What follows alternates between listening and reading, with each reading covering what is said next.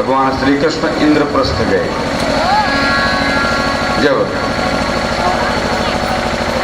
इंद्रप्रस्थ गए, इंद्रप्रस्थ जाकर के पांडवों से मिले। अब पांडव से मिलने के बाद पांडवों से बातचीत हुई। बातचीत होने के बाद राजसूय यज्ञ की तैयारी हुई कि राजसूय यज्ञ किया जाए। भगवान कृष्ण की सलाह से राजसूय यज्ञ का आयोजन किया जाने लगा। और जब राजसूय यज्ञ की बात आई तो सुखदेव जी कहते हैं, परीक्षित, अब जब योजना तो बन गई राजसूय यज्ञ की, लेकिन राजसूय यज्ञ का यह नियम होता है कि जो राजा राजसूय यज्ञ कर रहा है वह राजा चक्रवर्ती होना चाहिए, अर्थात उसके चारों तरफ के जो राजा हैं उसके बस में हो। उस राज्य के चारों तरफ के राजा उसके बस में हो। अब सब राजा तो बस में थे, लेकिन मगध देश का राजा जो जरासंध था, जरासंध इनके बस में नहीं था। भगवान कृष्ण कहने लगे कि देखो, राजसूय यज्ञ तो तभी पूरा होगा जब जरासंध अपने बस में होगा, और जब तक जरासंध बस में नहीं होगा तो राजसूय यज्ञ कैसे होगी। इसलिए कि चक्रवर्ती का मतलब ही होता है चारों तरफ जिसका राज्य हो। तो अब योजना बनने लगी। भीम कहे चलो चढ़ाई कर देते हैं जरासंध के ऊपर। जब कहे चलो चढ़ाई कर देते हैं, अर्जुन भी कहे चढ़ाई कर देते हैं, युद्ध से जीत लेंगे। भगवान कृष्ण कहने लगे देखो, जरासंध 17 बार 23 अक्षौहिणी सेना लेकर के मुझ पर चढ़ाई किया, अब मैं उससे नहीं जीता। 18वीं बार हमको भागना पड़ा, तो उससे तो हम युद्ध में जीत नहीं सकते। जरासंध से हम युद्ध में जीत नहीं सकते, इसलिए उसकी सेना बहुत बड़ी है। कहे देखिए, अब उससे युद्ध करने के लिए हमको द्वंद्व युद्ध करना पड़ेगा, द्वंद्व युद्ध करना पड़ेगा। एक राजा थे बृहद्रथ, ये संतानहीन थे। जब ये संतानहीन थे, एक महात्मा जी की कृपा से इनको संतान हुई थी। इनकी 2 पत्नियां थी, और महात्मा जी ने एक फल दिया, कहा ये फल ले जाओ अपनी पत्नी को दे दो तो संतान हो जाएगी। अब फल लाए तो एक ही फल था, तो दोनों पत्नियों को आधा आधा दे दिए काट के। तो हुआ क्या कि दोनों बच्चे तो हुए, लेकिन आधा बच्चा उस स्त्री से हुआ, आधा बच्चा उस स्त्री से हुआ। तो वह किसी प्रयोग का तो रहा नहीं, तो कहे इसको भिजवा दो, फेंक दो जंगल में। जंगल में फेंक दिया। जंगल में फेंकने के बाद जरा नाम की राक्षसी भोजन की तलाश से जा रही थी, तो देखा तो वह टुकड़ा पड़ा हुआ था, उसको उठा लिया। फिर आगे गई तो दूसरा टुकड़ा भी मिल गया, तो दोनों टुकड़े को आपस में सटा दिया, और आपस में सट गए तो वह जीवित हो गए, इसलिए कि महात्मा की कृपा से उत्पन्न हुए थे। अब वो जब दोनों जुड़ गए तो जुड़ने से जरा नाम की राक्षसी ने उसको जोड़ा, इसलिए उसका नाम जरासंध पड़ गया। और जब बच्चा जीवित हो गया तो बड़ी प्रसन्न हुई। अब प्रसन्न होने कहते फिर बड़े होने पर उसने कहा था कि बेटा तुम द्वंद्व युद्ध किसी से मत करना, अगर तुम द्वंद्व युद्ध करोगे तभी मारे जाओगे, अन्यथा तुमको कोई मार नहीं सकता। तो यह रहस्य भगवान कृष्ण जानते थे कि देखो, हम जरासंध से अगर द्वंद्व युद्ध करेंगे तो ही जीत सकते हैं, ऐसे तो मैदान में लड़के नहीं जीत सकते। तो क्या किया जाए? कहे देखो, अर्जुन और भीम दोनों लोग हमारे साथ चलो, हम लोग ब्राह्मण का वेश धारण कर लेते हैं। भगवान कृष्ण ब्राह्मण का वेश धारण कर लिए, अर्जुन और भीम तीनों ब्राह्मण का वेश धारण करके जरासंध के मगध का जो राजा था जरासंध, इसके यहाँ गए। मगध राज जरासंध अपने सिंहासन पर बैठा हुआ था। ये लोग पहुंचे, बड़ी प्रशंसा किए, और जब खूब प्रशंसा किए, जरासंध कहने लगा अरे ब्राह्मणों क्या चाहिए बताओ। जब इस प्रकार से कहा क्या चाहिए, तो ये लोग कहने लगे कि मांगने से क्या मिल जाएगा, अगर मिल जाए तो कहें, अगर न मिले तो कहने से फायदा ही क्या है। अरे वचन खाली जाएगा तो उससे अच्छा ना कहे। तो जरासंध कहने लगा ऐसा ऐसी कोई बात नहीं है, अरे हमारे राज्य में क्या कमी है, भला ब्राह्मणों के लिए क्या कमी हो सकती है, आप मांगिए मैं दूंगा। तो 3 बार कहलवाए।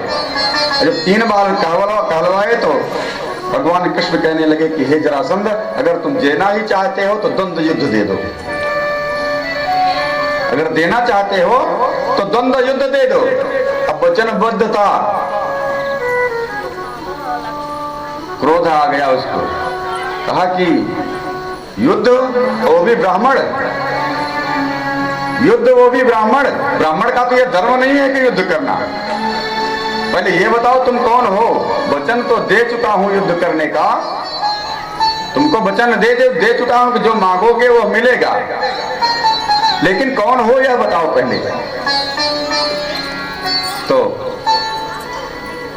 इतनी बात कहने के बाद जब भगवान कृष्ण को गौर से देखा, करण का अरे तू तो हमको कृष्ण लग रहा है, तू मरा नहीं अभी जीवित है क्या, अरे तुझसे तो मैं क्या युद्ध करूं,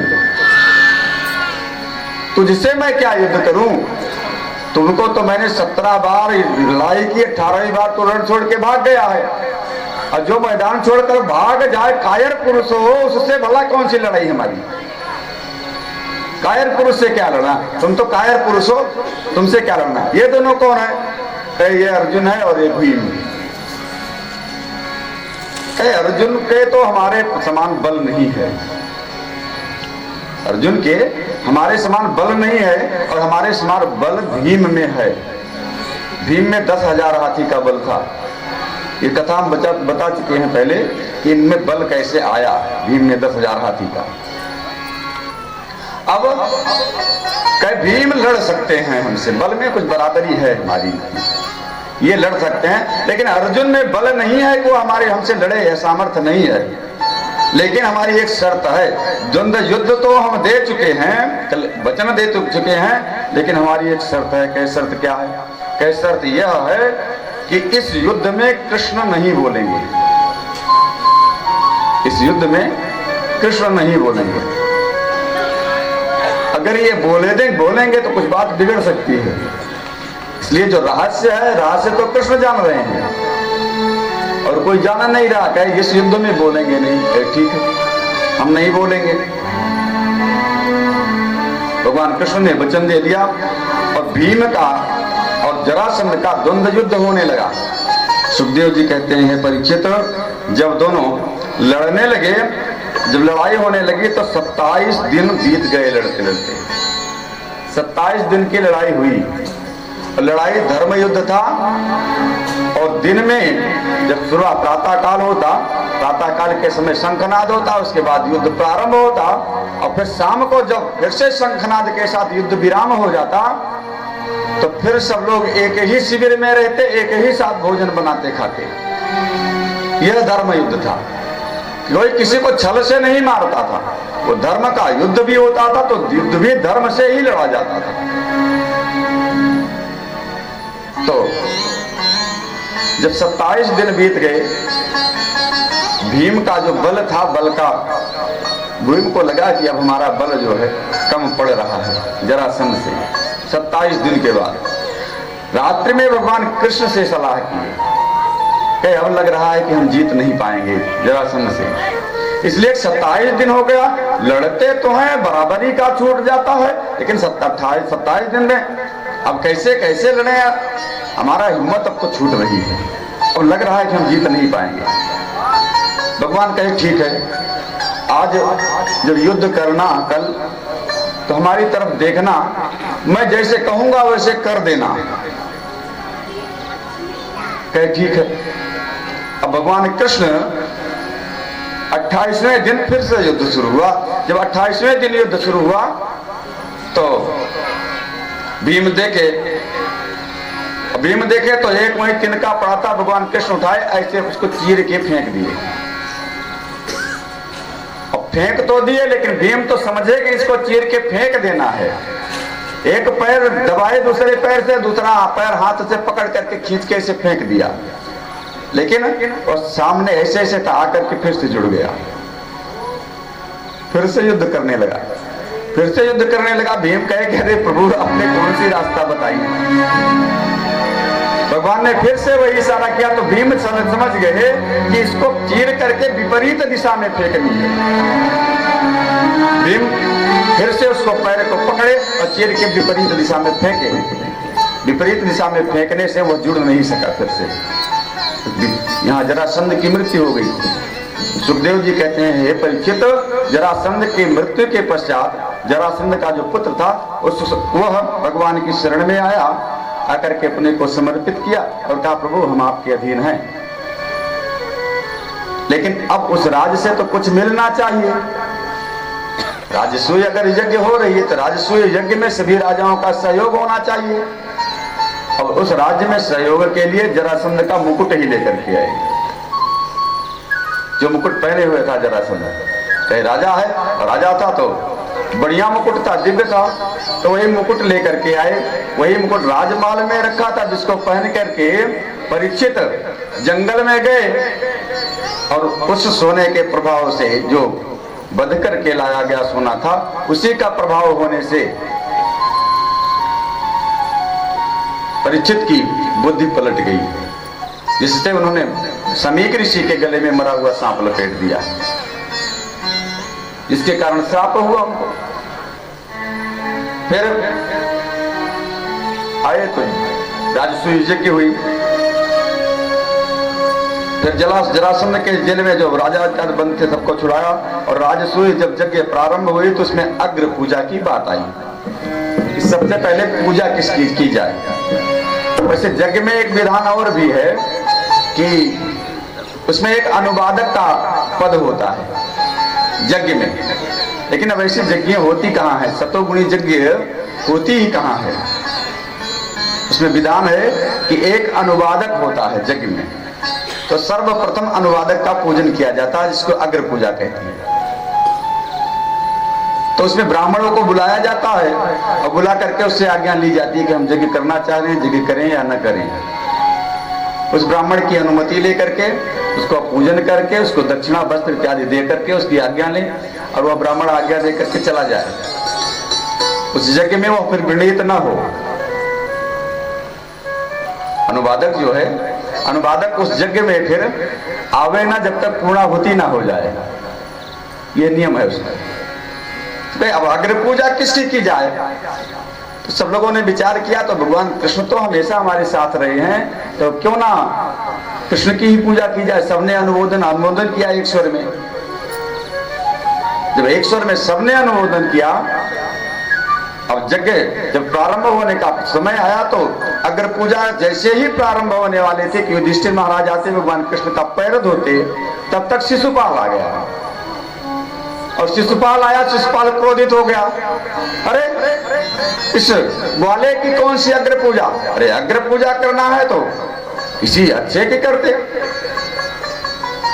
उग्रसेन की करते, सभा में और इत्यादि जो अच्छे अच्छे महाराजा थे उनकी करते। और कृष्ण कहाँ का राजा है जिसको अग्र पूजा की जाए। और ये गाय चराने वाला गोपालक बोला अग्र पूजा के योग्य है। इस प्रकार से कहे तब तक भीम खड़े हो गए। अब भीम खड़े हो कहे बस अब बोलना नहीं, इसके आगे नहीं तो वध कर देंगे। भगवान कृष्ण कहे नहीं ठीक है शांत रहो। वैसे भी हमारे यहाँ अगर कोई कार्य प्रयोजन है, कोई आ जाए कुछ बोल भी रहा है तो सहना चाहिए। अगर विघ्न टल जाए तो अच्छा रहता है। समझाए कि ठीक है कोई बात नहीं।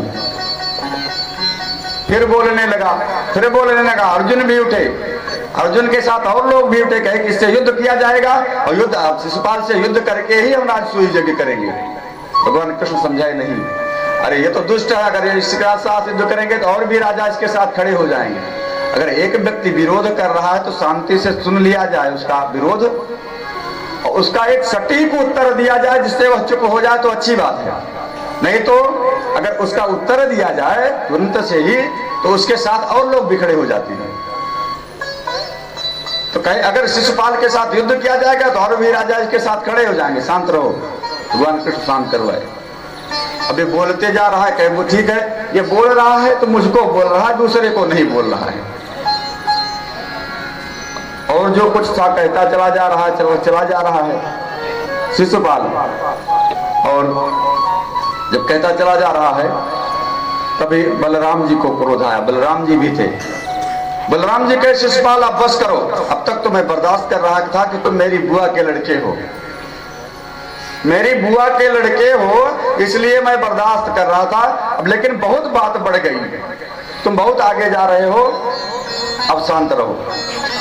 भगवान कृष्ण कहे भैया रहने दो, हमने बुआ को यह वचन दिया है अगर यह 100 गलती करेगा तो भी मैं इसको क्षमा कर दूंगा।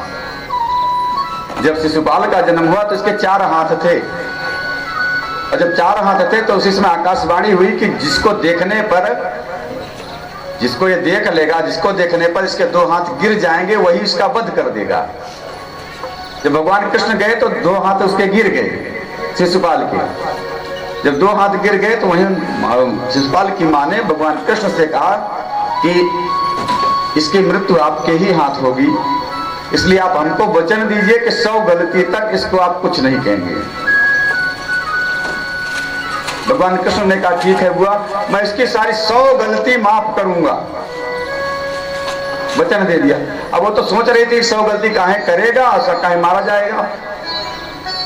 अब गाली पे गाली, गाली पे गाली देते चले जा रहा। भगवान कृष्ण गिन रहे हैं, 99 पूरा हो गया। भगवान कृष्ण कहे शिशुपाल अब शांत हो जाओ, अब की बार अगर बोला तो अच्छा नहीं होगा। अरे भाई कोई क्रोध में है या द्वेष बस अगर कुछ बोल रहा है उसके उत्तर में कुछ बात कह दे कोई तो और क्रोध बढ़ जाता है। अब जब क्रोध बढ़ गया तो वो बोलने लगा, तब तक भगवान श्री कृष्ण अपना सुदर्शन चक्र का जान के चक्र आया, छोड़ दिया गया, शिशुपाल का सिर काट दिया। इस प्रकार से शिशुपाल का भगवान ने उद्धार किया। बोले वृंदावन बिहारी लाल की। अब शिशुपाल का जब वध हो गया, शिशुपाल के वध होने के बाद राजसूय यज्ञ किया। राजसूय यज्ञ करने के बाद राजसूय यज्ञ में ब्राह्मणों को खूब दान इत्यादि दिया, राजसूय यज्ञ संपत्ति हुआ।